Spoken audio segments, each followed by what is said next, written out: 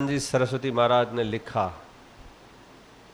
कि किसी भी कार्य के प्रारंभ में पहले ईश्वर की स्तुति प्रार्थना करनी चाहिए और कार्यक्रम की समाप्ति बाद ईश्वर का धन्यवाद करना चाहिए कि हे प्रभु, आपकी कृपा से इस कार्य को हम निर्विघ्न पूर्ण कर सके। आपने हमको शक्ति, बल, ज्ञान, पराक्रम, साहस, उत्साह, प्रेरणा दी, उसके लिए प्रभु आपका धन्यवाद। और प्रतिदिन ईश्वर की स्तुति, प्रार्थना, उपासना करनी चाहिए। कितने लोग आप में से ऐसे हैं जो प्रतिदिन विधिवत वैदिक शैली से ईश्वर की स्तुति, प्रार्थना, उपासना करते हैं?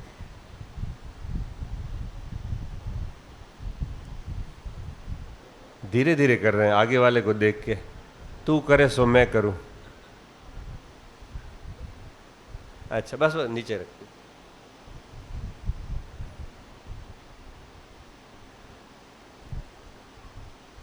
महर्षि जी ने लिखा गृहस्थियों के लिए, प्रत्येक गृहस्थी को कम से कम 1-1 घंटा प्रातःकाल और सायंकाल ईश्वर की स्तुति प्रार्थना, प्रत्येक गृहस्थी को लिखा। और गृहस्थी क्या बोलते पता है? हम तो ज्येष्ठ और श्रेष्ठ हैं। स्वामी दयानंद ने लिखा है मनुष्य कि गृहस्थ आश्रम ज्येष्ठ और श्रेष्ठ है।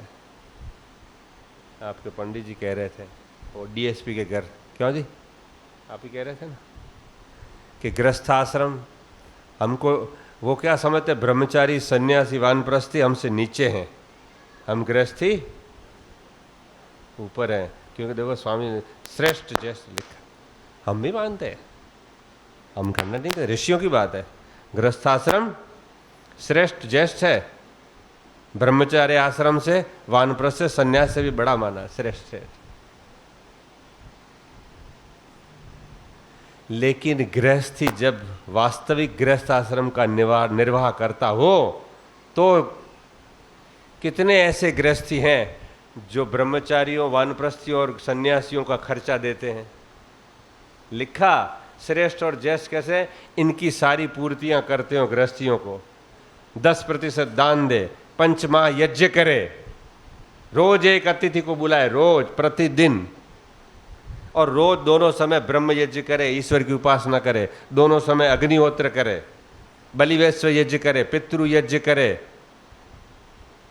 बताइए, उसमें हाथ खड़े करें आप, पता लग जाएगा। सच्ची सच्ची कितने लोग प्रतिदिन पंचमा यज्ञों करते हैं, कितने लोग सन्यासियों का, ब्रह्मचारियों का, वानप्रस्थियों का खर्चा देते हैं, उनके निर्वाह की पूर्ति करते हैं। गृहस्थाश्रम श्रेष्ठ और ज्येष्ठ केवल गृहस्थ में शादी कर लेने से नहीं हो जाता, गृहस्थ के नियमों को पालन करने से, उसके अनुसार चलने से वो श्रेष्ठ श्रेष्ठ बनता है। खाली आपने तो पकड़ लिया उस शब्दों को, और वो भी यदि वो करता है तो श्रेष्ठ है। बाकी ज्ञान की दृष्टि से तो संन्यास आश्रम बड़ा है, वानप्रस्थी ब्रह्मचारी बड़ा है। नॉलेज की ये कुछ करता कुछ है नहीं, बस वो 1-2 शब्दों को पकड़ लिया, हम तो श्रेष्ठ और ज्येष्ठ हैं। इससे नहीं होता श्रेष्ठ। शादी कर लेने से कोई श्रेष्ठ ज्येष्ठ नहीं हो जाता।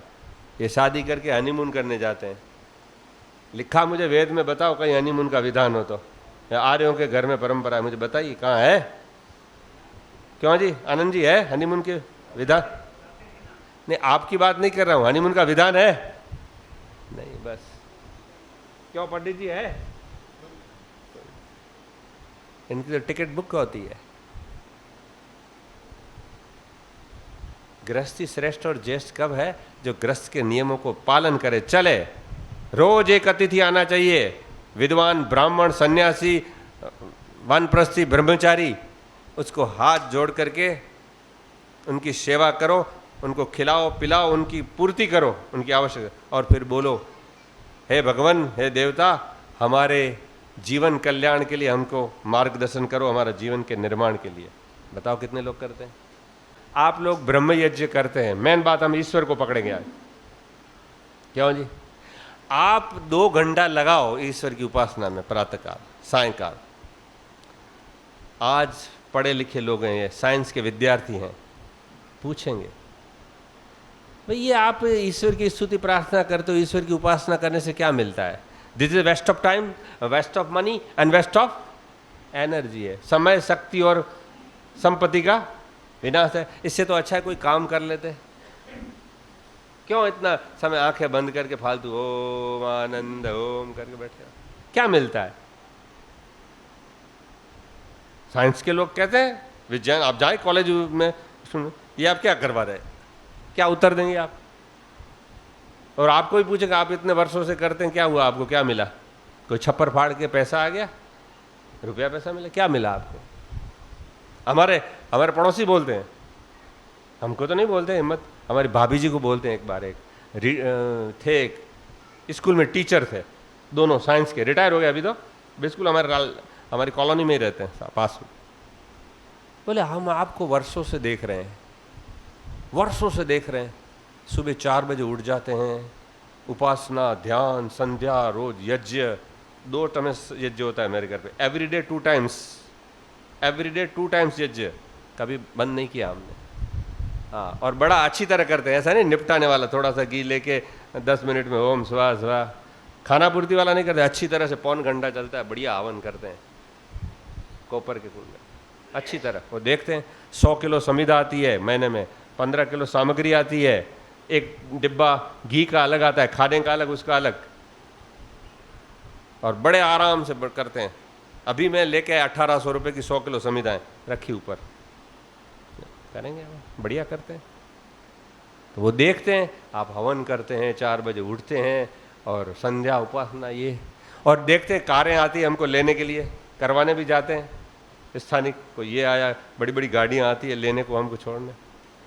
तो प्रश्न किया उन्होंने, या आपको तो ऐसे मिलता क्या है? हम आपको 36 साल से देख रहे हैं, इधर रह रहे हैं आप इस कॉलोनी में, ऐसे कैसे हैं आप? वो क्या सोचते, छप्पर फाड़ के रुपया पैसा सोना आए तो हम भी करें? क्या उत्तर देंगे हम उसको? और बात सही, हम वैसे के वैसे ही हैं, न रुपया न पैसा न बंगला न गाड़ी, बोले आप इतना सब करते हैं, तपस्या वाला जीवन।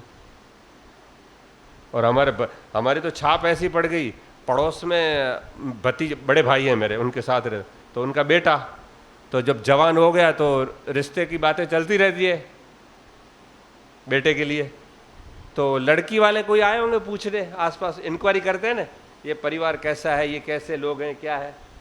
तो हमारे पड़ोसियों ने बताया, ये बहुत सीधे हैं, ये बहुत सीधे हैं, जल्दी सो जाते हैं, ये 9:30 बजे सो जाते हैं, रोज खिचड़ी खाते हैं रात को, खिचड़ी, और इनके मिट्टी के बर्तन में खिचड़ी बनती है, और बहुत सीधे हैं, और कभी बीमार नहीं पड़ते, स्वस्थ हैं, ये बहुत सीधे हैं। बोले हमको कन्या नहीं देनी है सीधे लोगों को। हाँ, उनको बोले इनके घर टीवी नहीं है, आज भी मेरे घर टीवी नहीं है, आश्रमों में टीवी आ गया, संस्थाओं में टीवी नहीं आज भी। बोले इनके घर टीवी नहीं है, ये सिंपल है, सो जाते हैं। बोले यहाँ लड़की देंगे तो हमारी लड़की तो बेचारी दुखी हो जाएगी, नहीं देनी। उन्होंने बताया पड़ोसियों ने, बोले आपकी ऐसी इंक्वायरी हुई, हमारा जो प्लस पॉइंट था वो माइनस में गया। तो कोई बात नहीं, बताइए।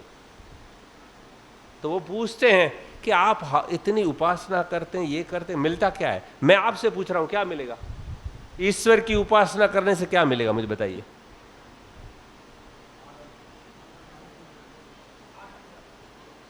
यस, सुनिए, ईश्वर की उपासना करने से जो चीज मिलती है वो दुनिया के किसी भी डिपार्टमेंटल स्टोर में 1 लाख नहीं, 2 लाख नहीं, 1 करोड़ नहीं, 50 करोड़ नहीं, अरब रुपए खर्च करके लो, नहीं मिलेगी, नहीं मिलेगी, नहीं मिलेगी। याद रखना, ईश्वर की उपासना करने से जो चीज मिलती है वो दुनिया के किसी भी डिपार्टमेंटल स्टोर पर लाखों करोड़ों रुपए खर्च करके जाओ, आपको नहीं मिलेगी, नहीं मिलेगी, नहीं मिलेगी। केवल केवल केवल मात्र ईश्वर की उपासना करने से वो चीज मिलती है। वो चीज है अनविजिबल, दिखाई नहीं देती कि सोना चांदी बंगला कार आ गई तो चलो हम भी ईश्वर की उपासना करें। नहीं, ईश्वर की उपासना करने से सबसे पहले कोई चीज मिलती है, व्यक्ति के अंदर आत्मिक बल आता है, विल पावर आता है, सबसे बड़ा। घबराता नहीं, वो दुखी नहीं होता है, सारा संसार उसका विरोधी हो जाए, वो एक अकेला खड़ा रहता है। स्वामी दयानंद इसका उदाहरण है, पढ़ लेना इनका जीवन। एक अकेला कुंभ के मेले में खड़ा था, कुंभ के मेले में करोड़ों व्यक्ति विरोधी थे, क्यों? सत्य के बल पर, ईश्वर के बल पर पाखंड खंडनी पताका लगाकर खड़ा था। ईश्वर की उपासना करने से सबसे पहले व्यक्ति में आत्मिक बल आता है, दुनिया में कहीं नहीं मिलता, किसी भी स्टोर से नहीं। हम तो प्रयोग करने जाते हैं, ये लोग, एक शहर में मैं गया, ये आचार्य जी बहुत सबसे बड़ा डिपार्टमेंट, हर चीज़ मिल जाए, सुई से लेके यहाँ सब चीज़ मिलती है। मैंने कहा ये लो 4 लाख रुपए टेबल पे रखा, हमको विल पावर चाहिए। अरे साहब हमारे पास भी नहीं, हम भी डरते रहते इनकम टैक्स वाले आएंगे, ये विल पावर तो हमारे पास भी नहीं है। मैंने कहा आप बोलते डिपार्टमेंट सब चीज़ मिलती है, कहाँ मिलती है? विल पावर आप खरीद नहीं सकते। केवल ईश्वर की उपासना करने से व्यक्ति में इतना बल आता है, शक्ति आती है, पराक्रम आता है, साहस आता है, उत्साह आता है, ओज तेज बढ़ता है और वो खुल करके बोल सकता है, डरता नहीं किसी से कि प्रधान जी दूसरी बार बुलाएंगे, मंत्री जी कि नहीं बुलाएंगे, दक्षिणा देंगे कि नहीं देंगे, क्या करेंगे, बोलता है। ये स्वामी दयानंद हमारे गुरु हैं, उनकी रोटी खा रहे हैं हम यहाँ। हम तो कह रहे हैं हम स्वामी दयानंद की रोटी पकाई इन्होंने बनाई, हम तो बनी बनाई खा रहे हैं। ये स्वामी दयानंद की वेदी पर बैठे हैं हम, तो उनकी बात तो करेंगे। ईश्वर की उपासना करने से विल पावर आता है, लेकिन विधिवत सच्चे ढंग से करता है तब। ऐसे नहीं खाना पूर्ति ओम सन्नो देवी रभिष्य आपो ओम वाक वाक प्राण प्राण, नहीं। चमक आती है, धैर्य आता है, सहनशीलता आती है, संयम आता है, पराक्रम की भावना आती है। एक अकेला व्यक्ति चल पड़ता है, दुनिया चाहे कुछ भी करे, चाहे भोपाल सिंह नाराज हो जाए, चाहे आनंद सिंह नाराज हो जाए, वो चिंता नहीं करता। क्यों बलजीत जी? कितना बल आता है व्यक्ति में। याद रखो ये चीजें हैं ईश्वर की, और हमने ये छोड़ दिया, बड़े दुख की बात है आर्य समाज ने। ईश्वर की सच्ची विधिवत उपासना करना ही छोड़ दिया हमने। खाना पूर्ति करते बस, संध्या का है उपासना, खाना पूर्ति से कुछ नहीं होगा। विधिवत, जैसे स्वामी जी ने लिखा, सत्यपति महाराज ने सिखाया हमको, ऐसे आप करो, देखो आपको आपके बल आएगा। और प्रत्येक उदाहरण में बैठा हूँ आपके सामने, प्रत्येक उदाहरण में बैठा हूँ।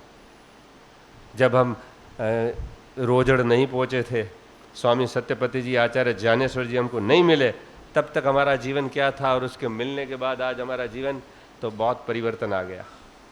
मैं आपको बताता हूँ, मैं फिल्मी एक्टर बनने जा रहा था। मेरे जीवन का लक्ष्य क्या था पता है? फिल्मी एक्ट्रेस बनना है मुझे, फिल्म इंडस्ट्री में जाना था। अपने पिता को बोलता था मैं, मुझे पूना फिल्म इंस्टीट्यूट में दाखिला दिला दो, मुझे एडमिशन दिला दो, मुझे वहाँ पूना फिल्म इंस्टीट्यूट, मुझे एक्ट्रेस बनना है। बड़ी पिक्चरें देखता था, गांव में रहते थे, पिताजी एक कमाने वाले, पता नहीं था हमको, हम तो गरीब थे, लेकिन हम तो छोटे अनाड़ी थे तब। आपने पिक्चर देखी कटी पतंग, फिल्म का नाम सुना आपने? कटी पतंग 11 बार देखी मैंने। कितनी बार? 11 बार पिक्चर देखी वो मैंने, कटी पतंग फिल्म। और मेरी पतंग ही कट गई। कटी पतंग फिल्म देखी, मेरी पतंग खुद की कट गई। मैंने देखी थी 11 बार पिक्चर। वो माहौल था, देखो क्या से क्या बन गया। आज भी मेरे मित्र हैं जो गांव में हम रहते थे, वो देखे ना मेरे को, ये व्यक्ति चोटी, ये कैसा, बिल्कुल शीर्षासन हो गया इसका तो। और आज सबसे ज्यादा मैं फिल्म इंडस्ट्रीज का विरोध करता हूं। जिस इंडस्ट्री में मैं जाने वाला था, आज सबसे ज्यादा उसका विरोध मैं करता हूं, फिल्म इंडस्ट्रीज का। आज टीवी नहीं है हमारे पास, हम देखते नहीं। बताइए, ईश्वर की उपासना करने से बल आता है व्यक्ति में, जीवन परिवर्तन आ जाता है, बदल जाता है व्यक्ति, पता लग जाता है। अब फिल्म इंडस्ट्री में जाने वाला व्यक्ति, मेरे बड़े बड़े फोटो उस समय भी निकले थे मॉडलिंग के। मेरे मित्र थे, उनका स्टूडियो था, मुझे याद है, सरगम स्टूडियो। मेरे मित्र थे, नाम में पता भूल गया, पटेल था उनका नाम, किशोर पटेल। मेरे बड़े बड़े फोटो निकाल दिया, पानी छींट के ऐसे ऐसे अलग अलग नखरे वाले करते हैं ना, मॉडलिंग के फोटो निकाल देते। बताइए, आज वो फिल्म इंडस्ट्री जाने वाला आपको सुना रहा है, बताइए कितना परिवर्तन हो गया ना। ईश्वर को पकड़ो, सच्चे ईश्वर को सच्ची विधिवत से उपासना करनी चाहिए। लगना चाहिए आर्य समाजों की एक एक व्यक्ति की कितनी छाप होती थी। एक व्यक्ति आर्य समाजी जाता है, लोग कहते थे ये आर्य समाजी है। इतना प्रभाव होना चाहिए आर्य समाजियों का। क्यों? ईश्वर को पकड़ेंगे तो होगा। हमने सब कुछ को पकड़ लिया, ईश्वर को नहीं पकड़ा, और पकड़ा तो झूठा पकड़ा, सच्चे नीति से नहीं पकड़ा। नास्तिक कितने प्रकार के होते हैं पता है आपको? नास्तिक 3 प्रकार के नास्तिक होते हैं। कितने प्रकार के? सुनाऊं? घबराएंगे तो नहीं ना? है प्रधान जी, सुनाऊं ना? सुनाओ सुनाओ, बड़े उत्साह है आज तो, बड़े खुश लग रहे हैं, पकड़ पकड़ के ला रहे हैं मेरे को।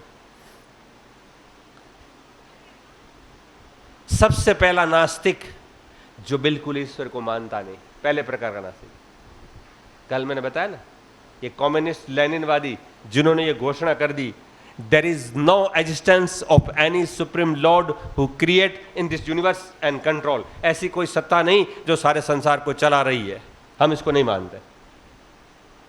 ये पहले प्रकार का नास्तिक है जो बिल्कुल ईश्वर को मानता नहीं। दार्शनिक दृष्टिकोण से बता रहा हूं, यह पहले प्रकार का नास्तिक है। दूसरे प्रकार का नास्तिक जो ईश्वर जैसा है उससे उल्टा मानता है। ईश्वर जैसा है, कैसा है?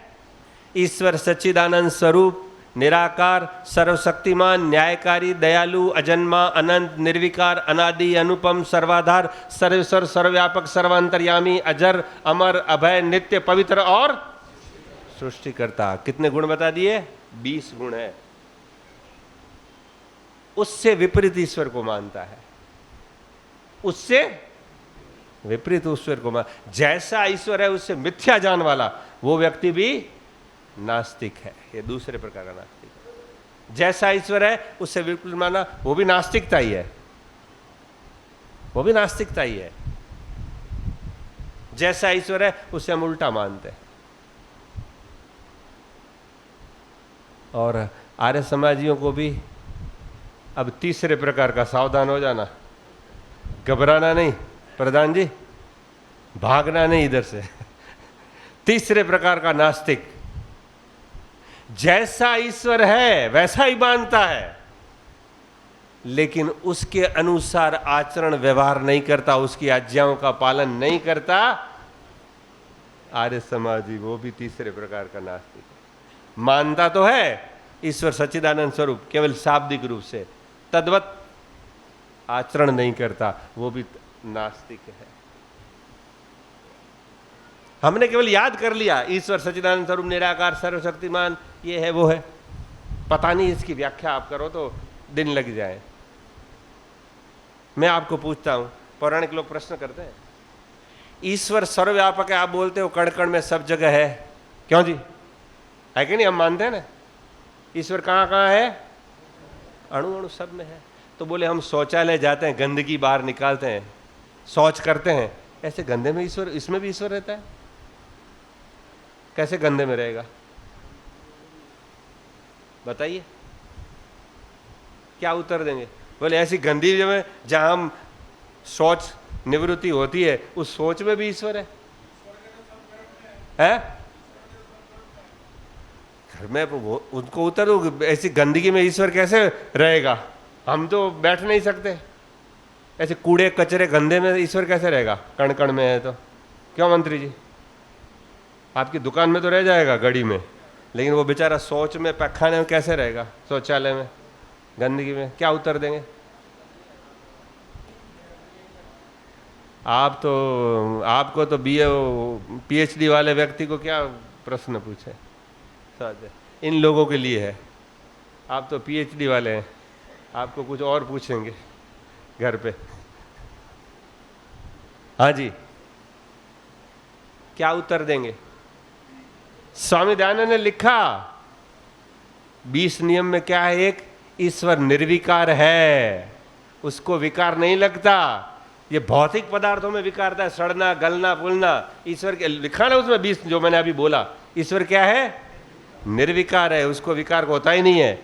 ये फल रख दो या कोई पदार्थ रख दो, वो सड़ेगा, गलेगा, खराब होगा। ईश्वर खराब नहीं, वो निर्विकार है, उसमें कोई विकार है ही नहीं, तो उसको गंदी कहां से लगेगी? रहेगा ईश्वर इसमें भी। क्यों जी?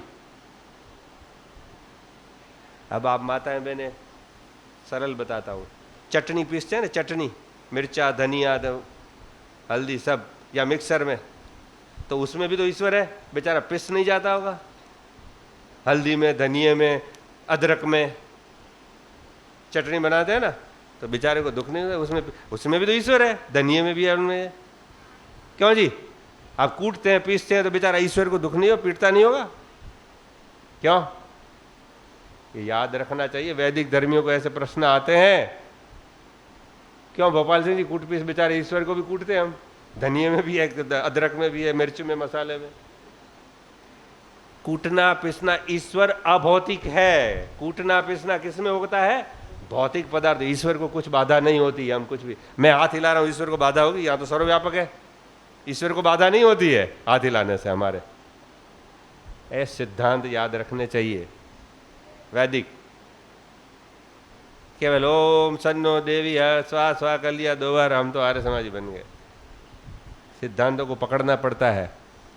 ये तीसरे प्रकार के नास्तिक है, ईश्वर को मानते हैं लेकिन शाब्दिक रूप से, उसके अनुसार उनकी आज्ञाओं का पालन नहीं करते हुए। तीसरे प्रकार के आत्मनिरीक्षण कर लेना आप, हम आज नास्तिक हैं कि नहीं है? 3 में से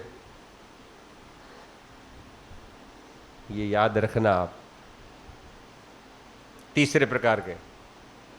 दूसरी बात, ईश्वर की उपासना करने से क्या मिलता है? सफल व्यक्ति किसको मानते हैं आप? सफल कौन है? सफलता की परिभाषा क्या है? डेफिनेशन ऑफ सक्सेसफुल क्या कहेंगे आप? बताइए। सफल किसको मानेंगे आप? कौन सफल व्यक्ति है?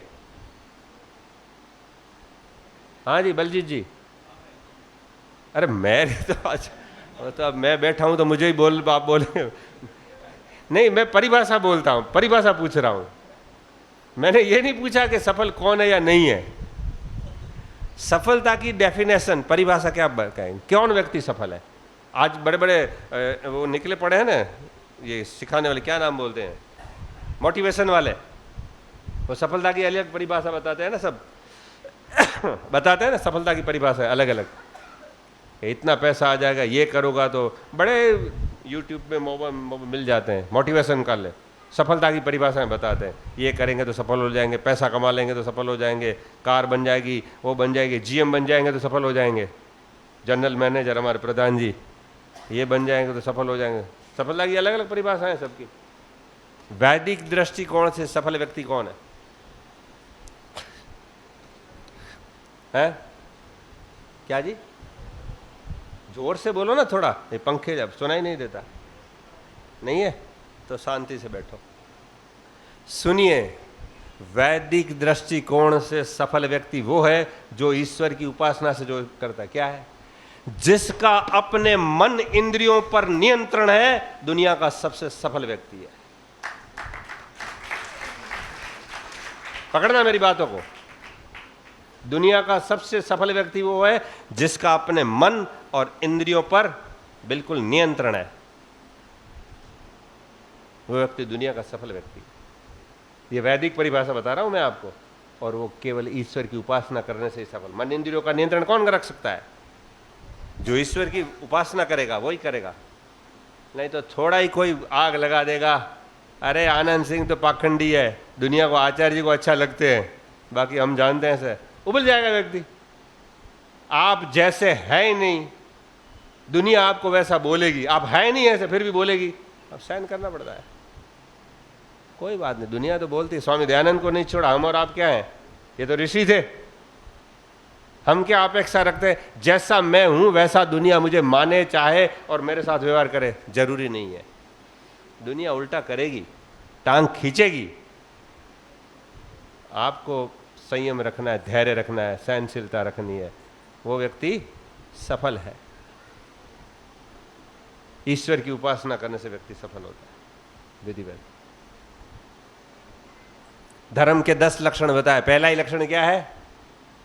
धैर्य रखना। धैर्य क्षमा देती समय बताया ना 10, पहले धैर्य रखना। उबल जाते हैं, इसने ऐसा बोला, अभी उसको 1 के 4 नहीं सुनाएगा तो उसको रोटी नहीं बचेगी, है कि नहीं है? तो सफल व्यक्ति वो है जिसने अपने मन इंद्रियों पर नियंत्रण कर लिया है। ईश्वर की उपासना करने से मिलता है, याद रखना। विधिवत ये आर्य समाजियों में गुण होते थे, मैंने पहले ही बताया था। सिंध और आर्य समाज पुस्तक पढ़ना गजब की पुस्तक है। सिंध और आर्य समाज मिलती नहीं है, मैं तो पुरानी, बहुत पुरानी पढ़ी है, मेरे पास तो पन्ने फट रहे हैं, पीले पीले हो गए। न्यायाधीश, मुस्लिम न्यायाधीश अपनी पत्नी को पढ़ाने के लिए आर्य समाजी टीचर रखता है, क्योंकि वो तो बुर्खा पहनते हैं ना। घर आता है कौन? आर्य समाजी होगा तो भले आए मेरी पत्नी को पढ़ाने। न्यायाधीश को इतना विश्वास था आर्य समाजी पर कि ये व्यक्ति आएगा आर्य समाजी, भले पढ़ाए मेरी पत्नी को अकेले कमरे में। बताओ कितनी छाप थी। क्या आर्यों के वो दिन थे, स्वर्ण काल था। स्वामी दयानंद के मृत्यु के बाद लोगों को चिंता होने लगी, अब आर्य समाज तो रुक जाए, कैसा प्रचार होगा। लेकिन स्वामी दयानंद के मृत्यु के बाद 50 साल जो काम हुआ ना, वो बात ही छोड़ दो, वो स्वर्ण काल था। 50 साल तक बराबर काम किया स्वामी श्रद्धानंद जी ने, महात्मा हंसराज, गुरुदत्त विद्यार्थी, पंडित लेखराम जी, क्या दीवाने आदमी थे। और कई दूसरे भी थे, लाखों हजारों व्यक्ति थे छोटे छोटे जिनको हम जानते नहीं। लोग दीवाने थे, लोग जेलों में जाते थे मर मिटने के लिए तैयार, घर बार छोड़ करके। वो बताते ना, पहले लोग ऐसे थे आर्य समाजी, अपना घर बार छोड़ कर फूंक करके आर्य समाज की उन्नति करते थे। और आज उल्टा हो गया है, आर्य समाज को फूंक के अपना घर बार बना रहे हैं। आपकी नहीं कह रहा मैं, दूसरों की, कहीं आप अपने पे ना ले लेना, मैं तो ऐसे दूसरों के साथ। अभी वांदा नहीं, प्रधान जी हंस रहे हैं, फिर वांदा नहीं है, रोटी मिल जाएगी। ये स्थिति थी, दीवाने लोग थे, दीवाने आर्य समाज। आप पढ़ो इतिहास, क्या क्या लोग, कैसे कैसे दीवाने लोग थे। और दीवानापन आ जाता है ना, वो व्यक्ति मस्ती में रहता है, दुनिया का नहीं, उसको एक ही धुन रहती है, ईश्वर की उपासना करो, ध्यान शिविर लगाओ, ईश्वर को पकड़ो। मैं तो कहता हूँ शिविर लगाओ, उपासना। मैंने मुख्य कहा ना, मेडिटेशन इज मेडिसिन।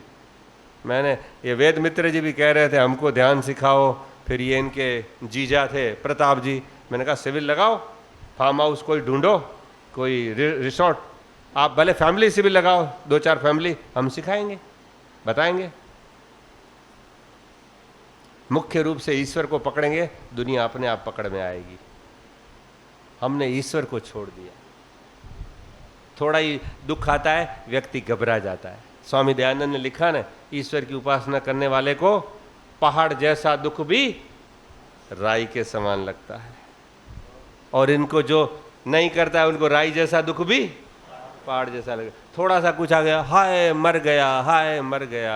देखे नहीं आजकल के युवा, यार मर क्या गया, तू मरा हुआ तो है पहले से। क्यों? ईश्वर को छोड़ दिया। ईश्वर की उपासना करने से बल आता है, शक्ति आती है, पराक्रम आता है, साहस आता है, उत्साह आता है, ओज तेज बल की आता है। करता कोई नहीं है, करना पड़ता है, करना चाहिए विधिवत। दूसरा, ईश्वर की उपासना करने से क्या मिलता है? सबसे पहले बुद्धि का विकास होता है, मेधा बुद्धि आती है। ये चाणक्य को सुना आपने? दुनिया में एक ही व्यक्ति ऐसा है, ये बहुत पुरानी बात नहीं बता, 2500 साल पहले की बात है, 2500 साल हुए हैं चाणक्य को। एक ही व्यक्ति ऐसा था दुनिया में जिसने सुई भी नहीं उठाई अपने हाथ में, हथियार के रूप में एक सुई भी नहीं उठाई, और राज के राज बदल दिए, पूरे पलट दिए राज के राज। एक सुई हथियार नहीं उठाया उसने कभी। ऐसा था, लंबी चोटी वाला, पतला दुबला पतला, हमारे जैसा, बिल्कुल दुबला पतला, देखो तो खड्डे, और इतनी लंबी चोटी वाला। किसके बल पर? बुद्धि के बल पर। बहुत बुद्धिशाली व्यक्ति था, जबरदस्त बुद्धि थी उसमें। जासूस के पीछे जासूस, जासूस को पता ही नहीं कि मेरे पीछे भी जासूस है, उसको भी पता नहीं कि मेरे पीछे कितने जासूस हैं। ऐसे पता नहीं कितनी कितनी बुद्धि से खेल करके चंद्रगुप्त को राजा बना दिया है। चंद्रगुप्त क्या था? क्या था? कुछ भी नहीं था, है? जेल से भागा हुआ एक सामान्य, उसको राजा बना दिया। चाणक्य देखो कैसा, सुई भी नहीं उठाई, लेकिन ईश्वर की उपासना क्या करता पता है? मैंने पढ़ा, चाणक्य जी महाराज प्रातःकाल उठते ही, बेड में उठते ही, सैया में, पहले ही मंत्र क्या बोलते थे? या मेधाम देवगणाः पितरश्चोपासते तया मा मध्य मेध याग्ने मेधा विनम कुरु स्वाहा। उठते ही, हे परमात्मा मुझे मेधा बुद्धि दो, मेधा बुद्धि, सामान्य बुद्धि नहीं, जैसी तैसी नहीं, मेधा बुद्धि, सबसे क्वालिटी वाइज सबसे उत्तम बुद्धि में भी प्रकार है, प्रज्ञा, मेधा, सामर्थ्य, ऐसे सबसे उत्तम बुद्धि मेधा बुद्धि दो मुझे। जो देवगणा, जो देवों को पितरों को देते हैं, ऋषियों को, मुनियों को, योगियों को जैसी बुद्धि दी है, ऐसी मेधा बुद्धि मुझे दीजिए। सामान्य बुद्धि नहीं मांगते। पितर जिसकी कामना करते हैं, पूर्वज पितर लोग जिसकी कामना करते हैं, ऐसी मेधा बुद्धि मुझे आज अभी इसी वक्त दीजिए। मुझसे सारी चीजें छीन ली जाए, लेकिन मेरी बुद्धि मुझसे कभी नहीं छीनी जाए, मुझे मेधा बुद्धि दी। ये प्रार्थना करते, या मेधाम, हम कितनी बार बोलते हैं, यज्ञ में भी आता है ना 2 बार, मेधा बुद्धि दो। हम भी यही मांगता हूं, मुझे कोई आशीर्वाद देता है, मैं 2 चीज चाहिए मुझे, एक शरीर स्वस्थ रहे, दूसरी बुद्धि अच्छी बनी रहे। बुद्धि बिगड़ गई तो फिर सारा काम चौपट हो जाएगा। 2 ही चीज मांगता हूं मैं ईश्वर से, एक शरीर स्वस्थ रहे और बुद्धि अच्छी बनी रहे, बुद्धि बिगड़े नहीं। बस बुद्धि का ही तो खेल है सारा। क्यों जी, बुद्धि बिगड़ गई तो पता नहीं। ये चाणक्य महाराज जिसने अब हथियार नहीं उठाया, बताइए, राजों के राज पलट दिए। और चंद्रगुप्त के राज्य में वो प्रधानमंत्री थे, उसके राज्य के प्रधानमंत्री वो थे। आपने शायद घटना पढ़ी होगी, चाइना का यात्री आया था एक, होंग सांग कुछ ऐसे नाम थे उनके, यात्री भारत में घूमने के लिए, भारत भ्रमण करने के लिए। तो वो पढ़ता भी था, भारत का इतिहास, भारत की संस्कृति सभ्यता का अध्ययन करने आया। पढ़ते पढ़ते पढ़ते पढ़ते उसने देखा, सुना कि एक चाणक्य महाराज है जिसने जिंदगी में सुई भी नहीं उठाई और अपने बुद्धि के बल पर राज के राज बदल दिए। तो बोले इससे तो मिलना चाहिए, ऐसे आदमी से तो देखना चाहिए। वो आया राज, चंद्रगुप्त के राज में घूमता घूमता घूमता भारत। बोले चाणक्य, इस देश के प्रधानमंत्री को मिलना चाहिए ऐसे व्यक्ति को। उसने प्रयास किया, राजमहल में सूचना भेजे, मुझे आपके प्रधानमंत्री चाणक्य महाराज से मिलना है। सैनिक ले गए राजा के पास, चंद्रगुप्त के पास।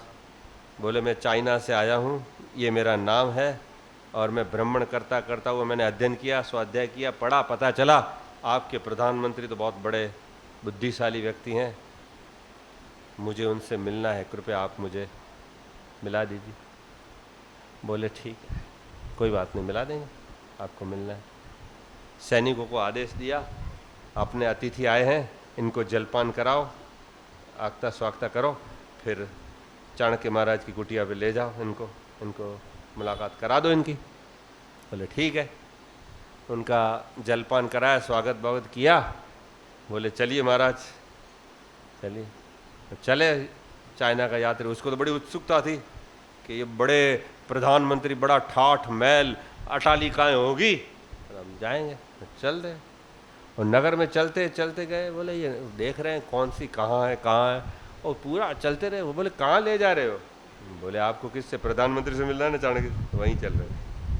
बोले ये सारा शहर निकल गया, पूरा शहर निकल गया बाहर, नगर पूरा समाप्त हो गया, बाहर जंगल आ गया। बोले ये, बोले प्रधानमंत्री से मिलना है चाणक्य महाराज, भाई उधर ही चलते हैं, आप चलिए।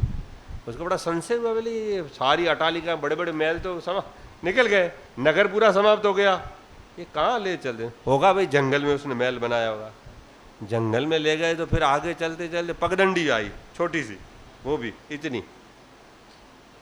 बोले चाणक्य महाराज से आपके प्रधानमंत्री से मिलना है, उधर ही चलते हैं, धीरे धीरे रखो, नहीं चलते। और चाइना का यात्री बड़ा असमंजस में हो गया, विचार करने लगा ये कहाँ ले प्रधानमंत्री। और झाके झाके इतनी पगडंडी के आगे, एक खेत के एक आगे एक मैदान था थोड़ा, एक झुग्गी झोपड़ी, और उसके ऊपर समिधाएं सूख रही है, और झुक गई है समिधाओं के बाहर से। बाहर ब्रह्मचारी पढ़ रहे हैं, काम कर रहे हैं, और ये दुबला पतला आदमी पढ़ा रहा है। बोले ये है हमारे प्रधानमंत्री, ये है हमारे प्रधानमंत्री। ये प्रधानमंत्री आपके? इसमें? हाँ। बोले ये झोपड़ी इनका घर है, ये ब्रह्मचारियों को पढ़ाते हैं। बोले हाँ ब्रह्मचारी, यवन संविधाओं से झुकी। उसको तो बड़ा, चाइना के यात्री को बड़ा आश्चर्य लगा, ये व्यक्ति क्या है कैसा। सैनिकों ने जाके प्रार्थना की, महाराज ये चाइना के यात्री आए हैं, हमारे राजा जी का आदेश था कि इनको आपसे मिलना था, तो हम मिलने के लिए इनको आए हैं, ये आपसे मिलने आए हैं। बोले कोई बात नहीं, ठीक है। कुटिया में ले गए, उसको बिठाया, कुटिया में ले गए तो एक दीपक जलता था, वो कफ करके बुझा दिया चाणक्य महाराज ने, और पास में दूसरा दीपक था, उसको जला दिया। वो चाइना का यात्री बुझा, ये क्या दीपक तो दीपक ही जलता है, ये बुझा गया, ये बुझा गया रोशनी। उससे रहा नहीं गया। बोले ये क्या किया? बोले अभी तक मैं राज का काम करता था, इसलिए राज का तेल जलता था इसमें। अब मैं आपसे बातचीत करूंगा तो ये मेरा पर्सनल काम है, तो ये मेरा पर्सनल तेल जलेगा, मैं राज का तेल प्रयोग नहीं करता हूं। कितनी प्रामाणिकता, कितनी ईमानदारी, बताइए। 4 बूंद तेल के भी राज का जो प्रयोग नहीं करता है, उसकी बुद्धि मेधा होती है। कितना ऑथेंटिक, प्रामाणिक, कि मैं राज का काम करता था इसलिए राज का तेल, अब मैं आपका पर्सनल मिलूं तो ये मेरा तेल जलेगा। तो आपकी इनकम क्या है? आप वेतन, राज से मैं 1 रुपया भी वेतन नहीं लेता हूं, 1 रुपया भी मैं राज की तिजोरी में से मैं अपने लिए वेतन नहीं लगा प्रधानमंत्री बन के। तो फिर आपका खर्चा खाने पीने का, ये ब्रह्मचारियों को पढ़ाता हूँ, देखो बाहर बैठे हैं ना मेरे, वो मेरे लिए भिक्षा लाते हैं और उनके लिए जो मिलता है उनसे मैं खाता हूँ।